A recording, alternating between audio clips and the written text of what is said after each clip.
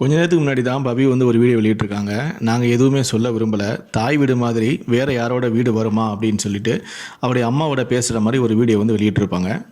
அப்ப பவி வந்து அம்மாகிட்ட கேட்குறாங்க, "அம்மா நானும் என் புள்ளையும் இங்கேயே இருக்கட்டுமாம்மா? நாங்க இங்கேயே இருந்துட்டுமா?" அப்படின்னு சொல்லி கேட்குறாங்க. அதுக்கு அவங்க அம்மா சொல்றாங்க, "இங்கேயே இரு, எவ்வளோ நாள் வேணா இரு. நாங்க சாப்பிடுற சாப்பாட்ட உனக்கு நாங்க குடுத்துர்றோம்." அப்படிங்கிற மாரி பேசுறாங்க. அப்போ திடீர்னு பவி கேட்குறாங்க, "அப்போ லாஸ்ட் வரைக்கும் என்னை பார்த்துப்பியாம்மா? நான் இங்கேயே இருந்துட்டுமா?" அப்படின்னு கேட்ட உடனே டக்குன்னு அவங்க அம்மா வந்து அப்படியே ஷாக் ஆகுறாங்க. அது எப்படிம்மா? புருஷன் கல்யாணம் ஆன பிறகு புருஷன் வீட்ல இருக்கிறது தான் முறை. நீ அங்கே தான் இருக்கணும் அப்படிங்கிற மாரி பேசுகிறாங்க. ஸோ புருஷன் வீட்டில் தான் தன்னுடைய மக இருக்கணும் அப்படின்னு தெரிஞ்ச அம்மா, மருமகனை அடிக்க விட்டுருப்பாங்களா? முதல் கேள்வி அதுதான். தம்பி போய் வந்து அவருடைய மச்சானை வந்து அடிச்சிருப்பாரா? இல்லைனா மருமகனை வந்து அவருடைய அப்பா தான் போய் அடிச்சிருப்பாங்களா? அப்படி அடித்தா தான் வந்து பைலட் வந்து திரும்ப பவியோட வாழ்வாரா? அது எப்படி வாழ்வார்? தான் மேலே வந்து தன்னை வந்து வீடு தேடி வந்து அடிச்சுட்டு போன மூஞ்சுகளை திரும்ப எப்படி அவர் பார்ப்பாரு? கண்டிப்பாக அவர் வந்து டைவர்ஸ் பண்ணி என்ன தான் பண்ணலாம் பார்த்துக்கலாம். டைவர்ஸ் வரைக்கும் போதானே போகிறாரு. வேற ஒரு கல்யாணம் பண்ணிப்பேன், நான் இவளோட வாழவே மாட்டேன், என் மேலே வந்து கை வச்சுட்டாங்க அப்படிங்கிற மாதிரி அவர் எந்த அளவுக்கும் போக கூட செய்யலாம்ல. ஆனால் இந்த அளவுக்கு எப்படி நான் வந்து உன்னை வீட்டில் வச்சுக்க மாட்டோம், உன்னை திரும்ப உன்னுடைய புருஷன் வீட்டுக்கு தான் நாங்கள் அனுப்புவோம் அப்படின்னு சொல்லக்கூடிய அம்மா எப்படி வந்து அடிக்க விட்டுருப்பாங்க? இது நம்மளாம் யோசிக்க வேண்டாமா? அம்மா சொல்கிறாங்க, பொட்ட பிள்ளைய வந்து கட்டி கொடுத்தாருன்னா அவள் புருஷன் வீட்டில் தான் இருக்கணும் அப்படின்னு சொன்னோடனே பவி வந்து சிரிக்கிறாங்க.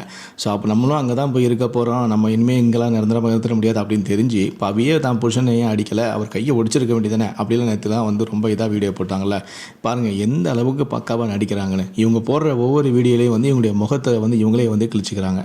அந்த வீடியோட கடைசியில் வந்து பவி சொல்லுவாங்க, எங்கள் அம்மா வந்து இப்போ வந்து அடுப்பில் தான் சமைச்சிட்ருக்காங்க. நான் வந்து சொல்லியிருக்கேன் எங்கள் அம்மாக்கிட்ட, நான் வேணால் கேஸ் எடுத்து தட்டுமாம்மா, நீ அதில் சமைக்கிறியாம்மா அப்படின்னு கேட்டால் எங்கள் அம்மா சொல்லும், என் அப்பாவுக்கு வந்து அடுப்பில் சமைச்சா தான் பிடிக்கும், அதனால் நான் வந்து உங்கள் அப்பாவுக்காக நான் வந்து இதை தான் செய்வேன் அப்படின்னு அம்மா சொல்கிறாங்க அப்படின்னு சொல்லி அதை கொஞ்சம் பெருமையாக சொல்லுவாங்க. அதாவது இவங்களுடைய அம்மா வந்து இவங்களுடைய அப்பா பேச்சுக்கு அப்பா ஆசைப்படுறதுக்காக அப்பாவுடைய பேச்சை கேட்டு நடப்பாங்களாம். ஆனால் இவங்க வந்து புருஷன் பேச்சை கேட்க மாட்டாங்களாம். ஆனால் தன்னுடைய அப்பாவோட பேச்சை கேட்டு நம்ம அம்மா நடக்கணுமா, ஆனால் தான் வந்து புருஷன் பேச்சை கேட்டு நடக்க மாட்டாங்களாம். அவர்கிட்ட சண்டை போட்டுட்டு பிரச்சனை பண்ணிக்கிட்டு அம்மா வீட்டில் வந்து இருப்பாங்களாம். இது எந்த விதத்தில் நியாயம்? நீங்களே சொல்லுங்கள். இனி இவங்க போடக்கூடிய நாடகம் வந்து 2 விஷயத்தை நோக்கி போகும். ஒன்று வந்து என்னை வீடு தேடி வந்து அடிச்சிட்டாங்க, இனி நான் அவளோட வாழ மாட்டேன் அப்படின்னு சொல்லி ஒரு 2-3 வீடியோக்கள் போடுவாங்க.